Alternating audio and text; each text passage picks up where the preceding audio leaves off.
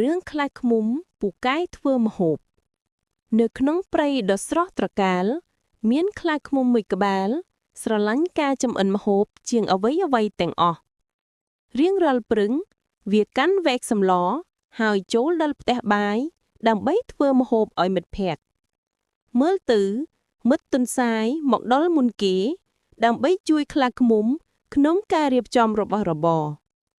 បន្តិចក្រោយមកសត្វកម្រុកក៏នាំគ្រាប់ធញ្ញជាតិមកផ្ដល់ដើម្បីបន្ថែមរសជាតិកាន់តែឆ្ងាញ់ក្លិនម្ហូបដែលឈ្ងុយបានភាយពេញព្រៃធ្វើសត្វទាំងអស់ក្នុងព្រៃ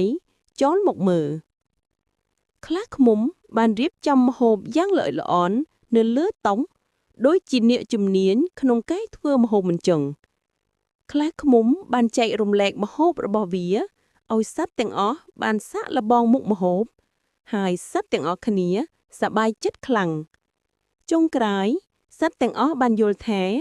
មិត្តភាពនិងចែករំលែកជារឿងធំជាងម្ហូបឆ្ងាញ់